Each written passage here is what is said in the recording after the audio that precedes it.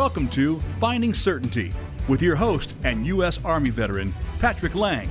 Over the next hour, you'll learn from Patrick and his expert guests how to attract more certainty into your business and your life. Now, here is your host, Patrick Laing. Good morning and welcome to Finding Certainty. It's my favorite day of the week. I look forward to it all week. Either having an extraordinary guest on the show here where we unpack and dissect this elusive topic of certainty. As you may know, if you've been following my show for a little while now, I started doing a monologue on the first Friday of each month back in January of this year. And I've been going through the alphabet. I started with accountability. I talked about balance and so forth. Got into endurance, faith. Last month we talked about giving. And this month I struggled a little bit to come up with the best word that started with H. I thought about it. I had a few different options I was considering, but I kept coming back to H is for humility. I believe that humility is a characteristic, a principle, it should be a goal of every true leader. I'm talking about anyone who wants to be a good leader, right? A powerhouse, someone who wants to leave a legacy. I think you have to learn how to be humble. And it's interesting because I think a lot of people, when they think of humility, they think of it as being weak or tentative or shy, that you are subservient perhaps or something like that. But that's not the case at all. I mean, this is a faith-based show. I talk a lot about faith and so forth. And really, you think about it, Christ was one of the very best examples. He was the ultimate example of someone who was humble, but also powerful. He was meek, but also a force to be reckoned with. He had zero ego, but he was, as they say, a lion and a lamb.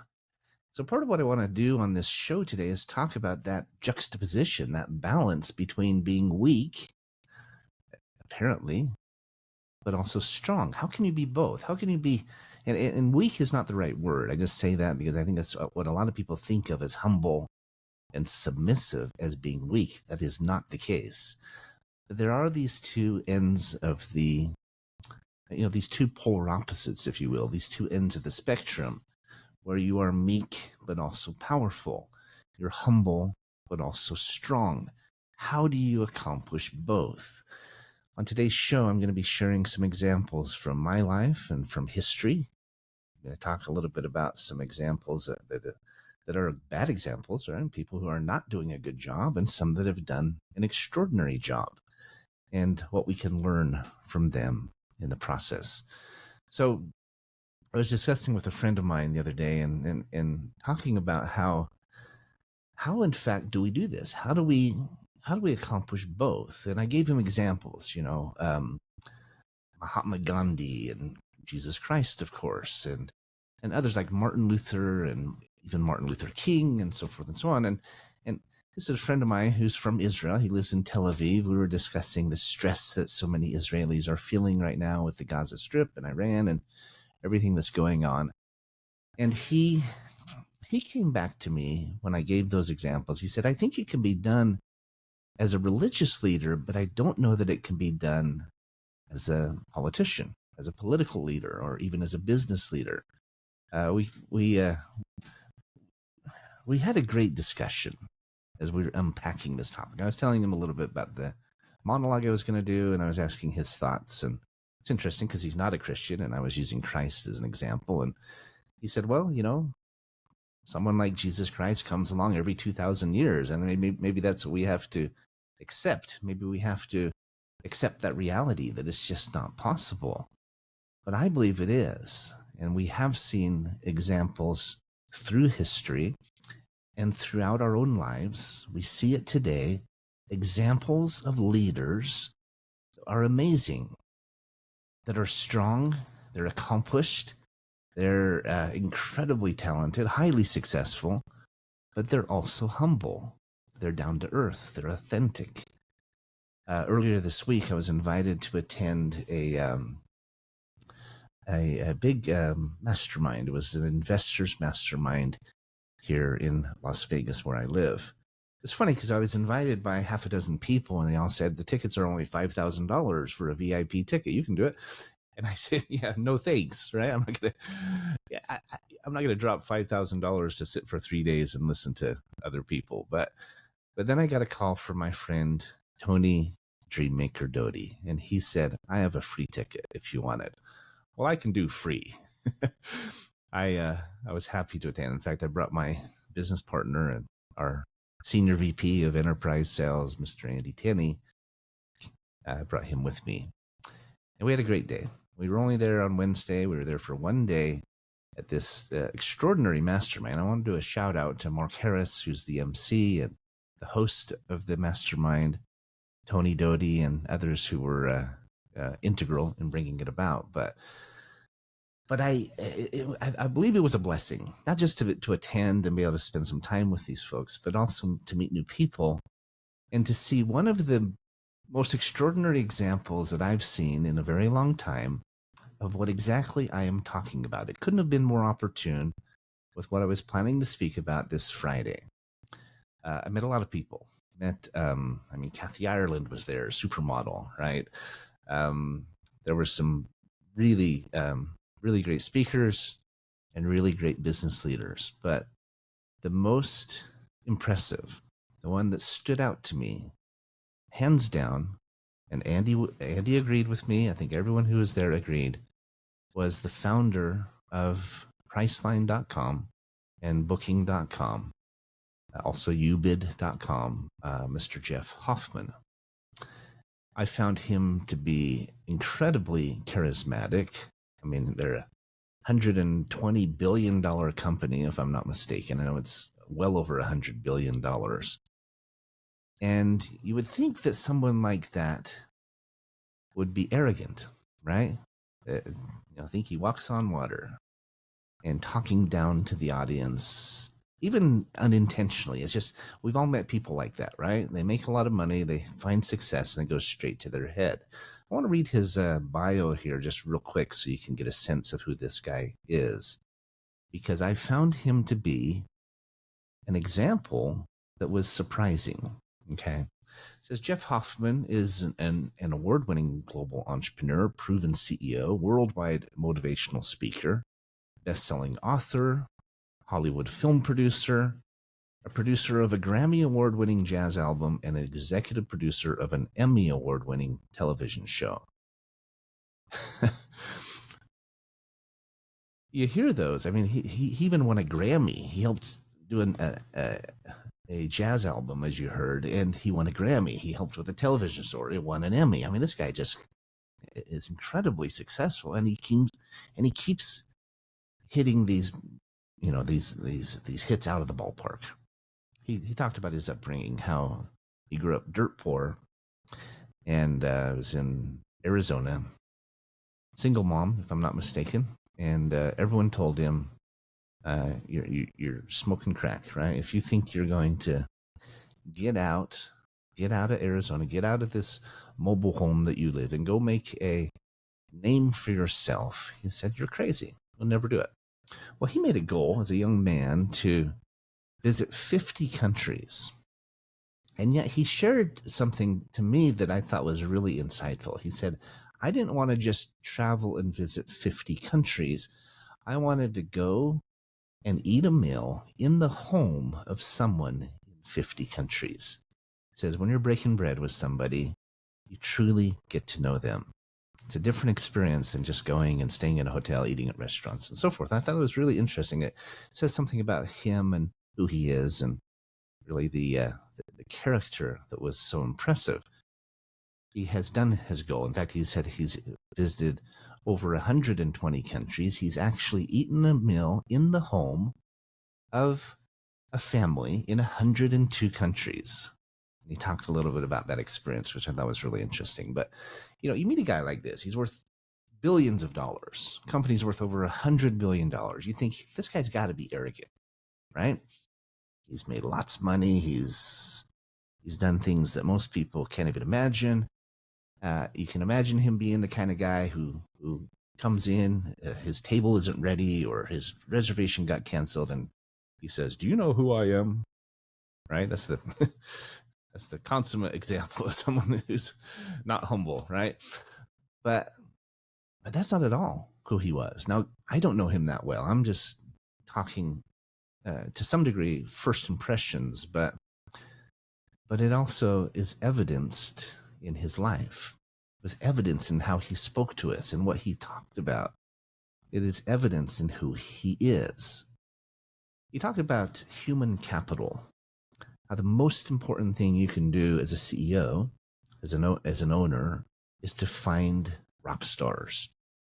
He says that is your number one job as a company. I love that because I agree. I feel like that's my most important job as the CEO of Certainty Management, is to find rock stars, find people who are better than I am at what they do. He talked a lot about that. He talked about spiritual capitalism, where it's not just focused on money, it's focused on contribution. It's focused on making a difference. He said the money will come to you if you pay it forward, put it out there. It comes back to you not just tenfold, but 1,000-fold. And I love that. It's such a statement from a position of humility and a position of understanding. There were a lot of people there pitching him on their opportunities, their businesses, and hoping that he'd invest in them. There was a break at one point during the event where I saw the seat next to him empty. I went over and sat down, introduced myself, and the first thing I said was, "I don't want your money, and I'm not asking you to invest in my company." And his eyes lit up. He said, "You're the first person who said that to me today." And I think he appreciated that. But I said, I'm really touched by your message. See, a large part of his speech, and he gave a couple of keynote speeches. He started out the day with a short one, and then later he gave a full keynote speech that afternoon, and he talked about his story, talked about the lessons he learned, talked about human capital and focusing on people and contribution. And it resonated with me because I'm a big fan. I say we should remember HCIC, not WIFM. WIFM, of course, is what's in it for me. HCIC is how can I contribute? If you make that your mantra, if you make that your call sign, it will change everything. I actually got up in the meeting. They were asking for testimonials. I gave a shout out to Tony, who's my friend and was very instrumental in helping it come to pass. But I talked about how our company, what really turned the corner for the Certainty Collective was when we decided to not just make income, but make a difference. We decided we wanted to do more than just do business. We wanted to do good. And it was like we turned on the faucet, right? It was like we unleashed the floodgate for our company and our team when we made that decision. We now have a whole division that we call the Certainty Service or Certainty Impact Division, where we help nonprofits raise unlimited funding at no cost. We help college students to graduate debt-free. We help people who have college debt to learn a legitimate way to eliminate it.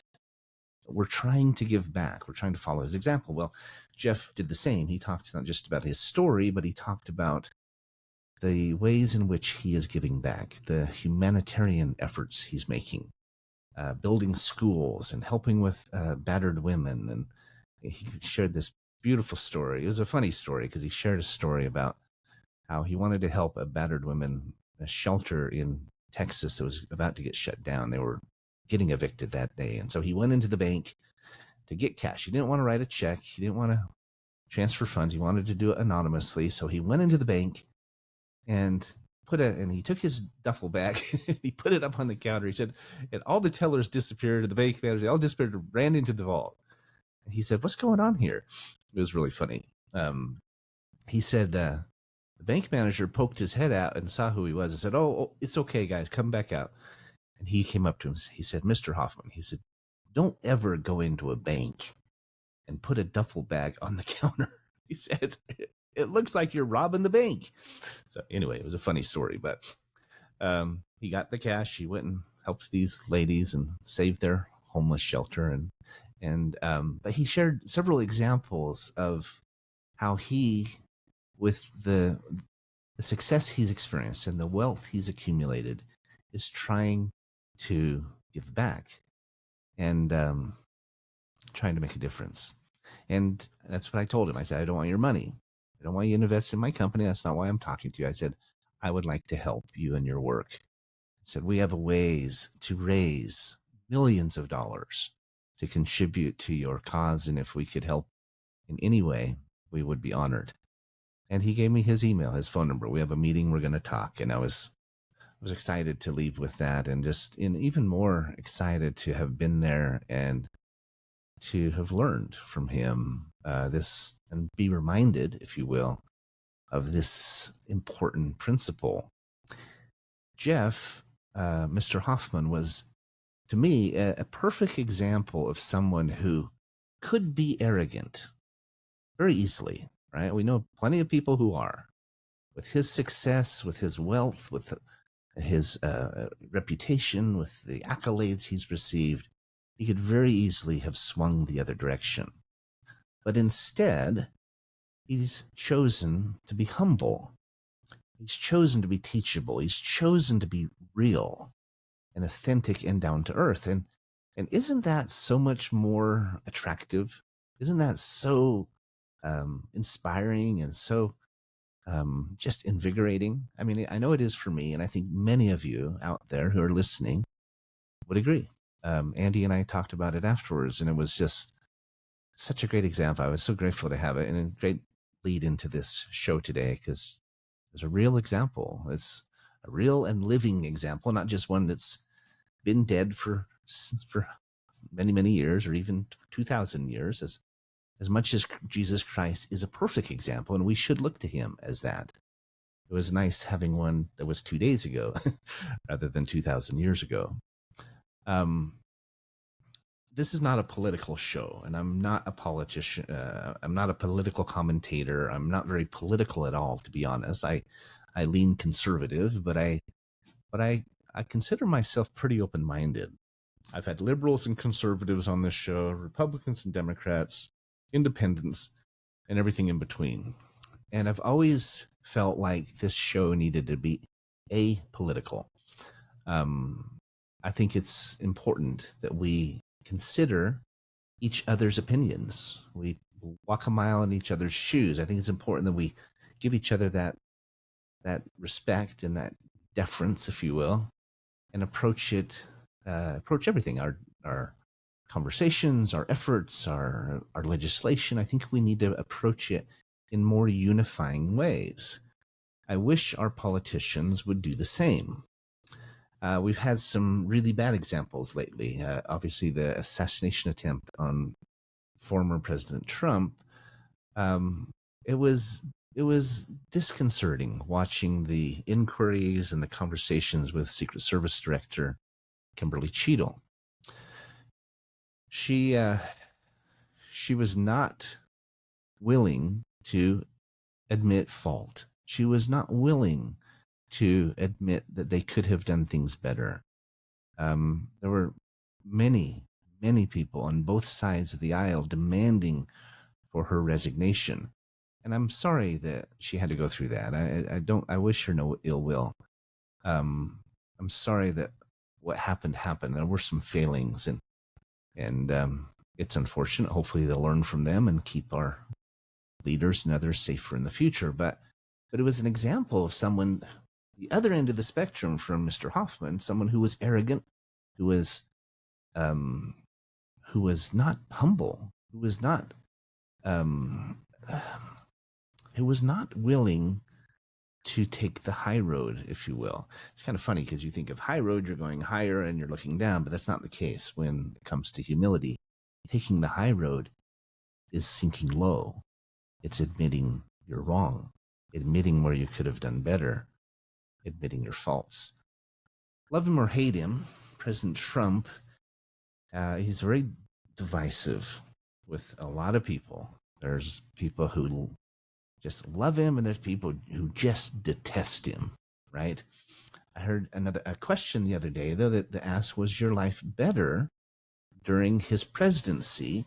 And apparently the polls, this was an independent Gallup poll, that said a majority, well over 50%, say that it was, that at least economically and in specific ways, life was better with him in the office. Now, if that's the case, and the polls say that a majority feel that way, why do so many people dislike him and even detest him? I don't even like him personally, just from as a character. And I think it's because he comes across so arrogant. It's like a bulldog or a bull in a china shop, right? He's always coming from that level, that arrogant level. And it's, at least that's how he's portrayed, and that's how he comes across in public a lot of the time. I wanted to read just a quick list of some of his achievements, why people felt like his during his presidency, their lives were better. America gained 7 million new jobs. Unemployment reached the unemployment rate reached 3.5%. It was a half-century low. Jobless claims hit a nearly 50-year low. Record low unemployment rates for various demographic groups. Unemployment insurance claims reached a record low. Women's employment rate hit a nearly 70-year low. Middle-class family income increased nearly $6,000. Incomes rose in every U.S. metro area for the first time in nearly 30 years. I mean, the list goes on, guys. We lifted nearly 7 million people off of food stamps. At record low poverty rates for African and Hispanic Americans. Bottom 50% of households saw a 40% net worth increase. Wages rose fastest for low-income and blue-collar workers. African American home ownership increased from 4.1% to 46.4%. 41.7% to 46.4%. He brought jobs, factories, and industries back to the U.S. The Dow closed above 20,000 in 2017. I mean, the list goes on and on, guys. He passed a $3.2 trillion historic tax relief. And, I mean, I could keep going. Signed a $100 billion Family First Coronavirus Relief Act. Signed the $2.3 trillion CARES Act. And so forth and so on. This is about 5% of the list I found online. So all of these things happened. And yet, fake news aside, whatever you believe about that, there are so many people out there, conservatives and liberals and beyond, who don't like the guy. And I think it's a sad commentary on a leader who could do so much more if he would understand this principle. I mean, this is a mouthful, right? I listed 5% of the list of things he accomplished as a president, and yet so much of his accomplishments were lost and have been lost because people despise him so much. Now, I have a cousin who's worked closely with President Trump. He helped build several of the buildings here in Vegas. It was involved with the Trump Tower and so forth. And he's worked closely with Donald Trump. He says a lot of it's not true. A lot of it is fake news. It's spun. It's spin, as they say, right? It's things exaggerated and so forth. But we've all heard him speak. We all know he is who he is, right? Love him or hate him, his characteristics, his character, his ego comes through loud and clear. And a lot of conservatives put up with it, honestly, because they know what he can accomplish for the country economically. He's a strong military leader. And I do agree that things like Ukraine and the Gaza Strip and others probably wouldn't have happened if he was in office. So here's the dilemma, though. How do you have a strong leader like that, who's strong economically, strong politically, strong militarily, who doesn't ostracize and doesn't divide the nation the way that he unfortunately has? Personally, I think he's, whether from feedback or just personal reflection, he's realized or is realizing that he doesn't have to do both, right? If you hear his speeches lately, he's tempering them. He's softening them a little bit, not completely, but he does have to be who he is, and he does have to be strong. But again, Christ, as a perfect example, was meek and powerful. He had zero ego, but he was never weak. He was a lion and a lamb. Is that something that someone like President Trump or any of our political leaders could be? I believe they could. It's interesting because at least with the good examples, the more powerful they are, they have a choice to make, right? It's like they come to a fork in the road that says, I can go right, or I can go left. I can be arrogant, or I can be humble. I can be strong, but do I have to be weak as well? No. You can be quiet and controlled and disciplined. You can be confident, but also be teachable. I think it's one of the strongest characteristics of any leader, that they are teachable. And so while we are being accountable, we are trying to be teachable. We're trying to find that happy balance, which is challenging. It's difficult. I know. I'm a CEO. I've seen it throughout my life. It is a difficult goal. It's a difficult objective. It's not just political leaders. It's not just religious. It's as parents. It's in our relationships.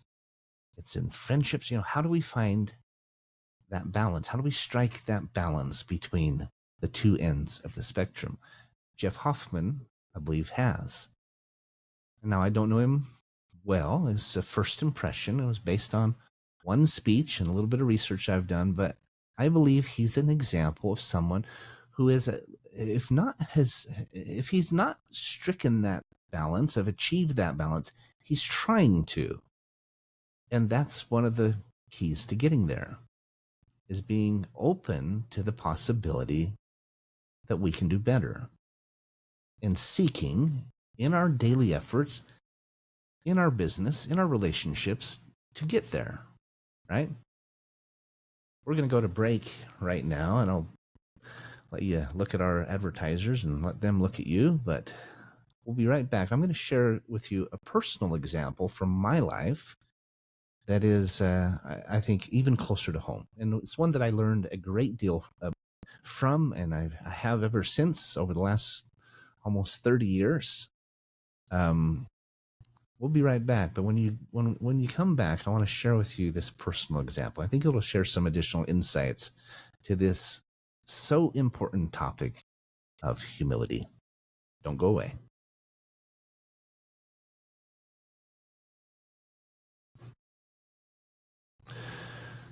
So while we're on break, just a minute or two here, I'm going to talk about a very good friend of mine named Dennis Burbank. And he was my old boss. I'll talk about this when I come back on the air. But I'm going to share with you some insights into why he is one of the employers I've had, supervisors I've had, that has impacted me more than anyone ever has. And there's several reasons. I'm going to share with you 2 or 3 of them, maybe 4 or 5 of them. But I'll make this plug if I can. You may not be Jeff Hoffman. You may not be Dennis Burbank. You may not be, certainly not Jesus Christ, right? We all want to be like him. We all aspire to do so, hopefully. But it's easy to think, I'm just not that person. I'll never be that person. But we can be our own best self. Okay? I'm going to talk about this more on air, but I think it's really important that we understand that we can be more. And the examples I'm sharing, Jeff and Christ himself, my friend Dennis, who I'm about to talk about live, is a great example of someone who constantly worked at becoming more. And great example to me of that.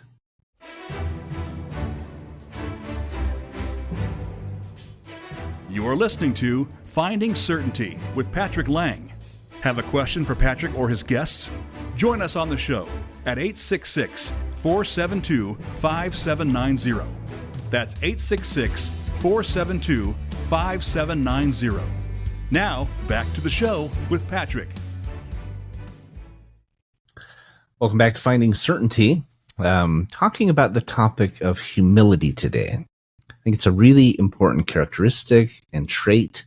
It's an important goal that we should all have if we want to create more certainty in our lives. I think it's integral to this growth, this journey that we're going through to find more certainty, to develop it in our lives. So I mentioned a perfect example, or a personal example. It's also a pretty perfect example, but I mentioned a personal example from my own life. Years ago, I worked for a company named Trend West Resorts. They were eventually bought out by Wyndham Worldwide.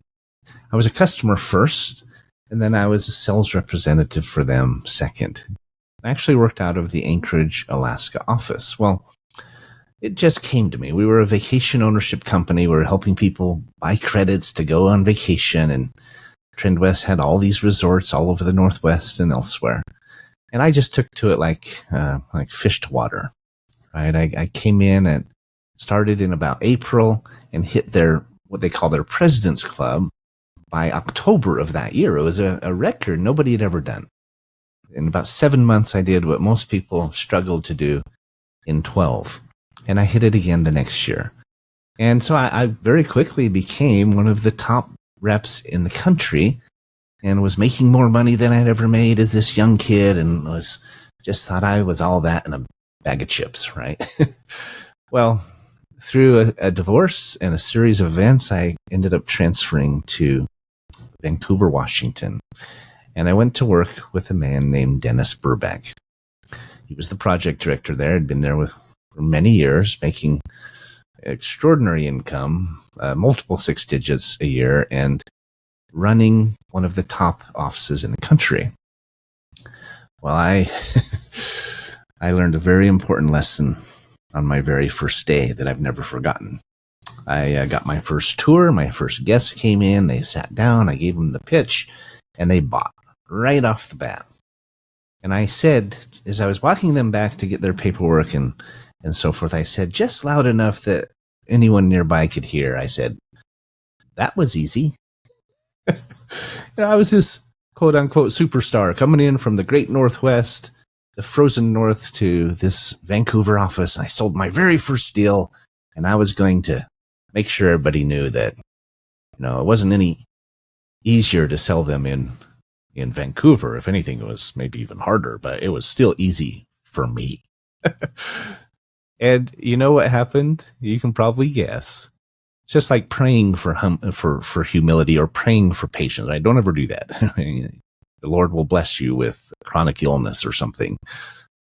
But literally, that was the last sale I made for the next 3 months. I mean, I had so much egg on my face, you could have called me an omelet.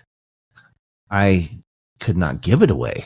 I struggled to get someone to even listen to me. And before I had moved from Anchorage to Vancouver, I sold almost every day, right? I was making extraordinary income. I transferred to Vancouver, had this little arrogant experience. And the Lord said, okay, well, I think you need to learn this lesson, my son. And I was broke and embarrassed and truly humbled, out of my own desire, but I was humbled, and I've never forgotten that lesson. Well, my project director, as I said, was Dennis Burback, and he was a great example of talent, of expertise, but also humility. He was a great coach. He was number one branch for many, many years, top project director, went on to become a senior executive with Wyndham Worldwide, and we've been friends ever since. He could have written me off. Thought, this Patrick Laing guy, he's just a big bag of wind, right? He He was surprised, I think. He didn't know I was going through my own little Gethsemane, my own cathartic experience that apparently the Lord knew I needed. But he never held it against me. In fact, he's always been complimentary to me. He's always talked me up. I eventually resigned, went to and did something else because it wasn't working. And yet I've been friends with Dennis ever since. 25 years now. Right? There's several characteristics, I believe, that stand out in a leader that is both meek but powerful, right? Humble but strong. And Dennis is not just a personal example, but as I said, in my opinion, a perfect example of this. Great leaders like this have success and achievement, and they get the accolades, they get their awards, rewards. Jeff Hoffman, who I talked about, has obviously made billions of dollars and lives a life many could only dream of, and yet he remains humble. Dennis is the same. I think one of the keys of a humble yet powerful, a meek yet powerful leader is consistency. They're not highs and lows. They're not hit and miss. They're not one way one day and another way the next day. They are humble, but they're also consistent. They're also aware of their own strengths and weaknesses. They surround themselves by people who are better than them. We had managers like Dylan Miller, who is also a friend to this day, who were extraordinary, and Dennis knew that.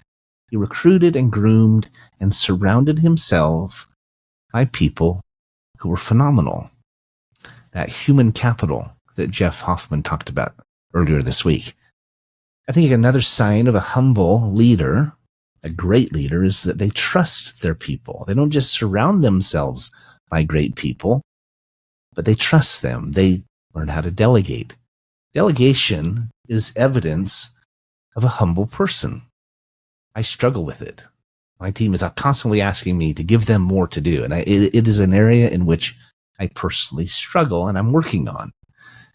Because when you recognize that you need help and you ask for help, when you recognize that you don't think you can do it better than everyone else, when you admit you're not perfect, you admit you need someone to help share the workload, amazing things happen.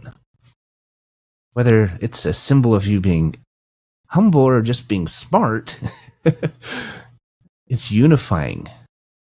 It shows you trust your people. It's bonding. It's encouraging. And it does take work off your plate, so you're going to get more done, which is what I'm coming to learn. It's amazing.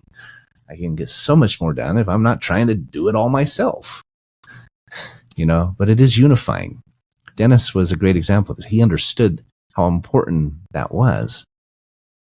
If President Trump or President Biden, or whoever is in office, could understand not just the power of delegation, but the power of unification, consistency, trust, removing ego and just replacing it with charisma, amazing things would happen. My friend Tony Doty, they call him Tony Dreammaker Doty. He's probably one of the best connectors I've ever met. He talks about how the next characteristic I want to mention has the highest vibration, the highest frequency known to man. They've actually tested this they have the equipment these days to test frequencies. We all know a positive thought vibrates faster than a negative thought, something like 10,000 times faster. That's why you shouldn't focus on the negative. It's just going to attract more frequencies into your path that you don't want.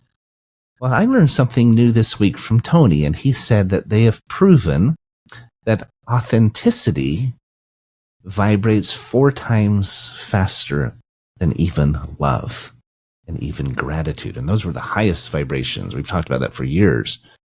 Authenticity, though, he says, vibrates even faster. Isn't that interesting? Because when we are authentic, we're real. We're our real self. We pull back the curtain and we expose ourselves, as it were, as who we truly are. Good, bad, the good, the bad, and the ugly, right? This is who I am. I'm not perfect, but I'm real. I found that very interesting. And it plays right into this conversation about humility and the strength of a humble leader. Dennis is a phenomenal example to me of someone who was an authentic leader, who was authentically imperfect, and he admitted it. And his people loved him. To this day, we're still friends, as I said. If he had just been my project director, my supervisor, trying to get me going and cheering me on because he wanted me to sell, that would be one thing. But I failed as a salesperson with him. I was an abysmal failure during that short time that I was there before I finally had to quit and go get a job that would pay me something I could live on because I could not give it away. The Lord was still teaching me that lesson that was so important that I needed to learn. And yet his authenticity and his consistency ring true in the fact that he didn't cut me off. He didn't stop that relationship. We've been friends and colleagues and trusted advisors. I consider him one of my biggest mentors. And we've been that for 25 years. You know, I do want to make a comment about comparing ourselves to others, because when we interact with amazing leaders, it's easy to think, they're so much more talented than me. They're so much more accomplished. There's so much more, just fill in the blank, than I am. And it's important that we don't compare ourselves with others. It is a reminder I wanted to mention during this monologue. The only person we have to compete with is ourselves.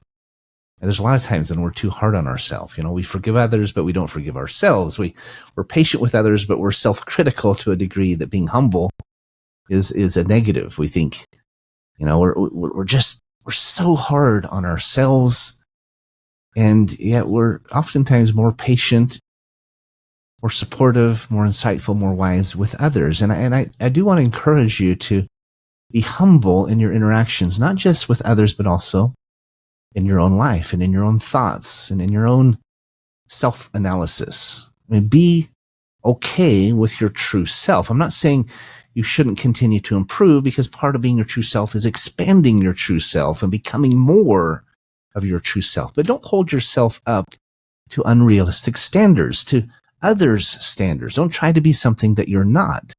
Try to be more, but be authentic and consistent and be unifying in your own life. Be aware and empathetic, but be patient. Give yourself a break. These are all characteristics of humility. Hopefully President Trump and other leaders like him can figure this out. I mean, you can be a bulldog and a bit of a golden retriever, right? Everyone loves golden retrievers. They love everyone. Imagine a political leader. Let's put Trump aside, Biden, whoever else is in the picture. Imagine a leader. I think what we need is a billionaire who can fund his own campaign and isn't beholden to lobbyists and big pharma and so forth.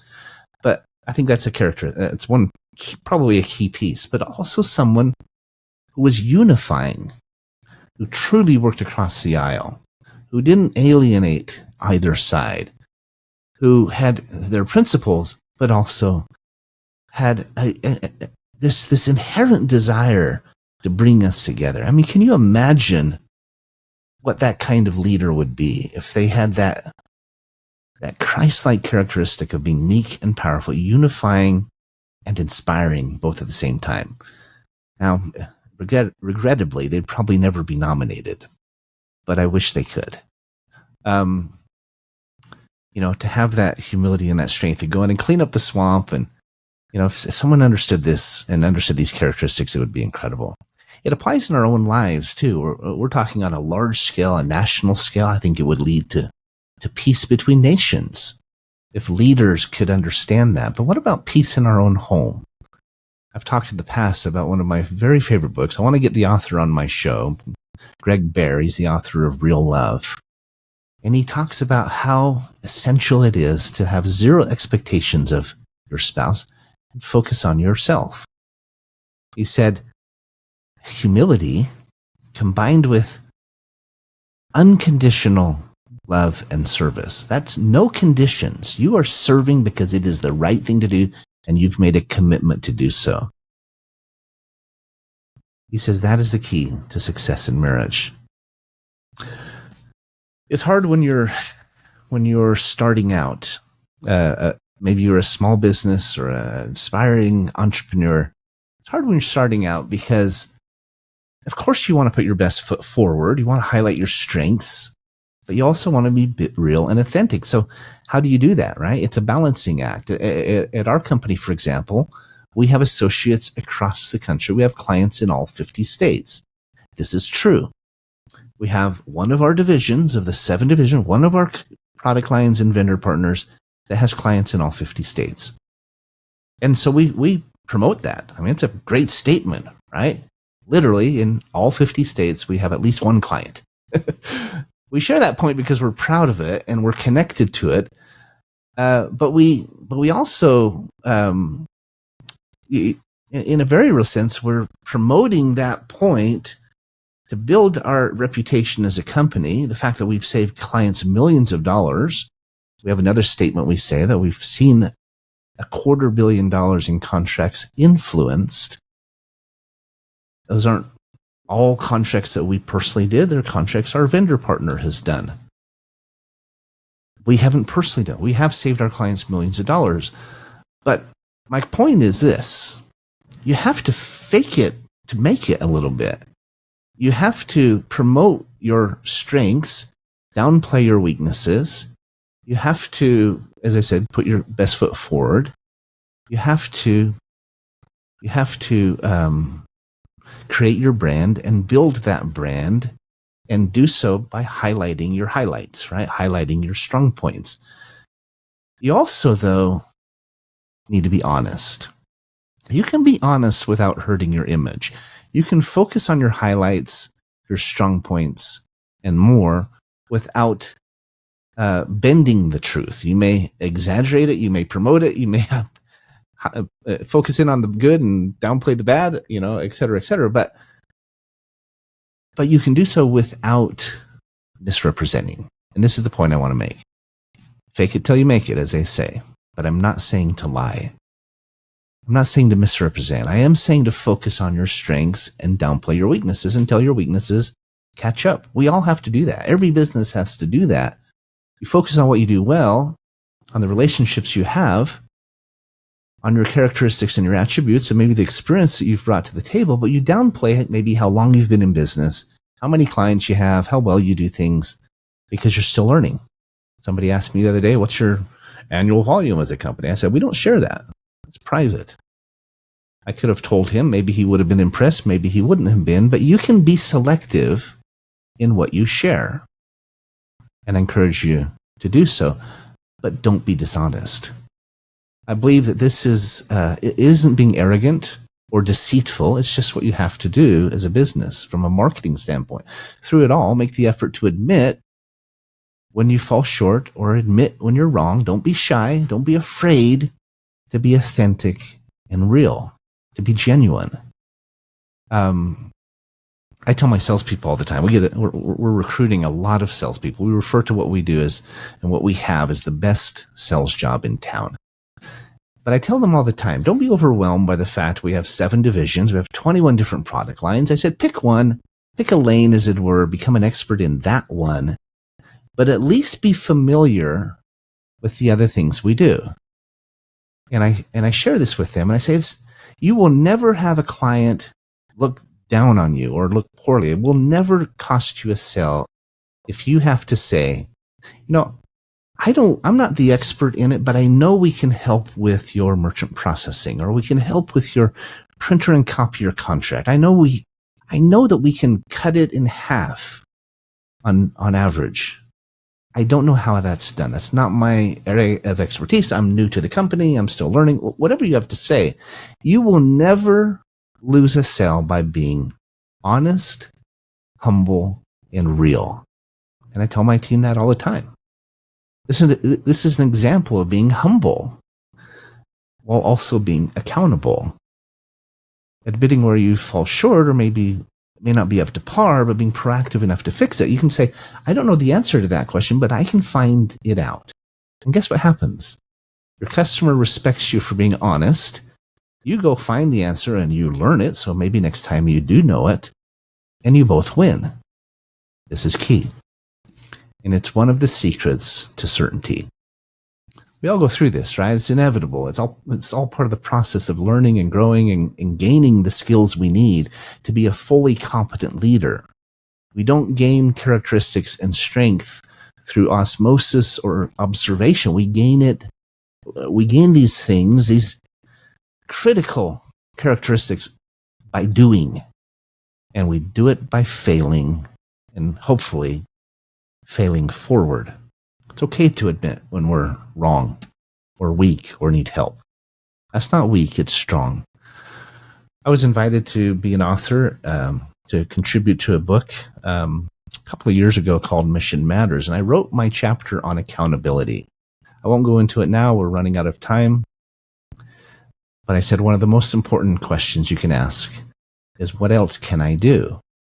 And one of the most important things you can do a lot of the time is ask for help.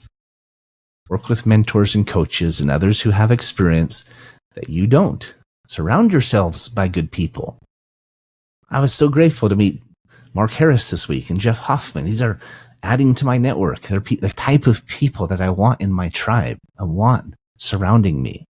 When you build your tribe, rely on them. Have faith in them. You may have to fake it a little bit till you make it, but make sure you're taking good people who are even better than you, and know that you know that.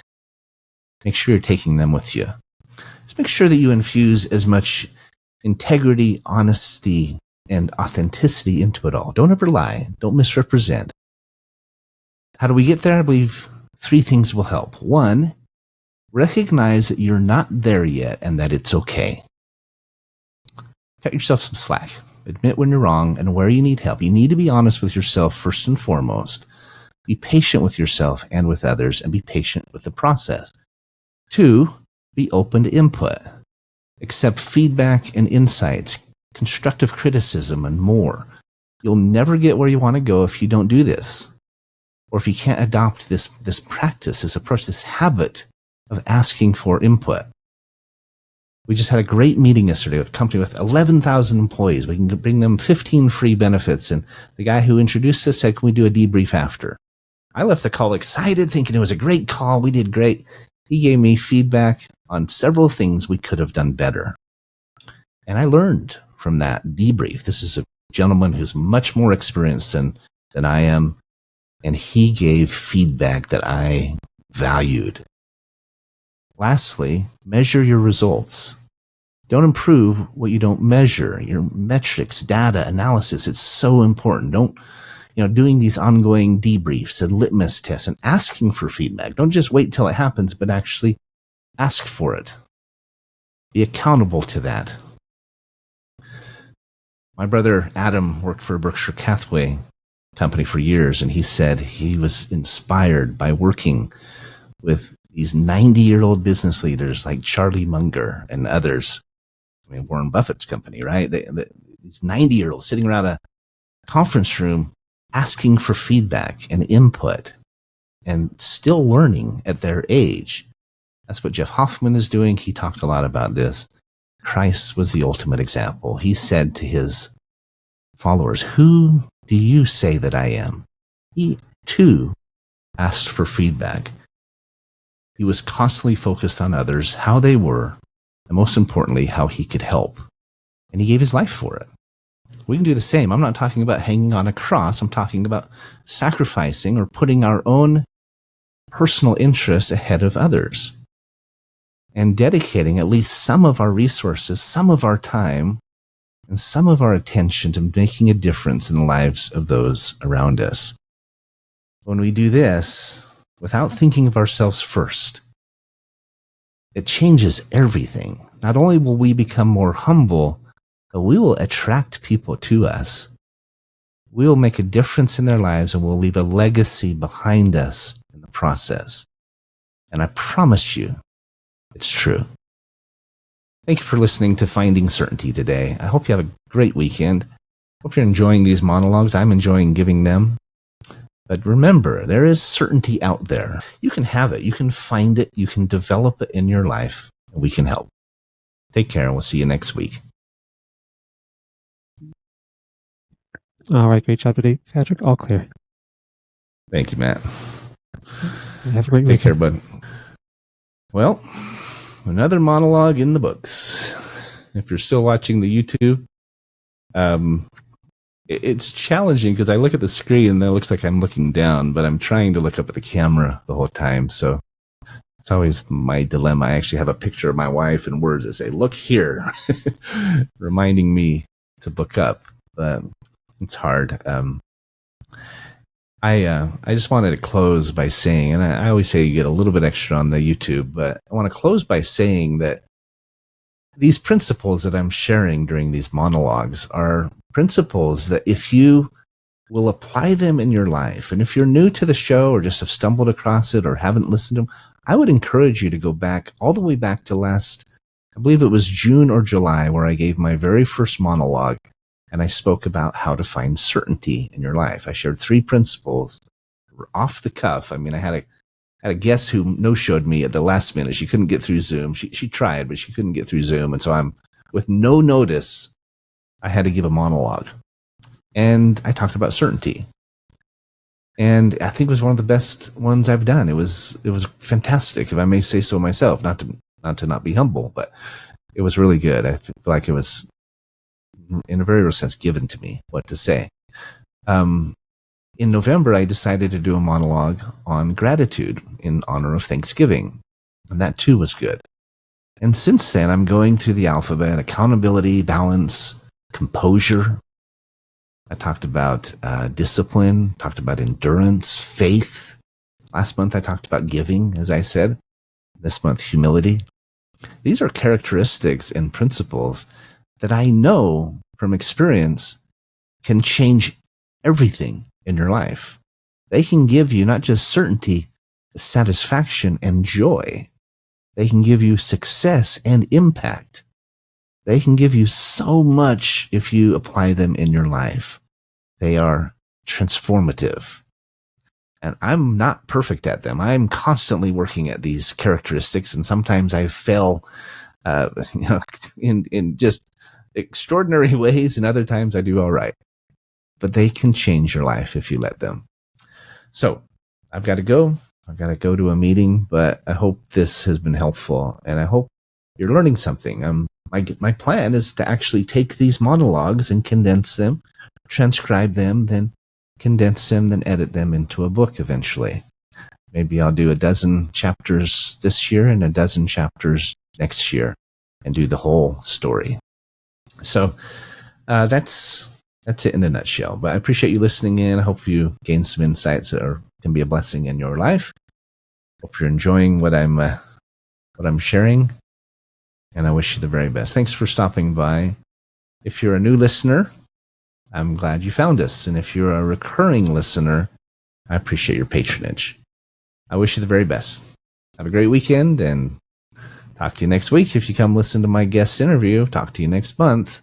If you just come back and listen to my next monologue. I is for ice cream, maybe. No, I'm just kidding. I have yet to decide, but I'll let you know. And if you show up, you'll get to hear. Take care. I'll talk to you later.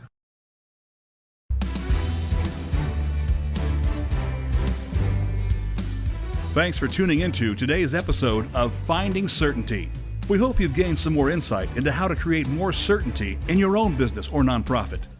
Join us next week for another taste of the certainty experience. Until then, we wish you greater certainty in all that you do.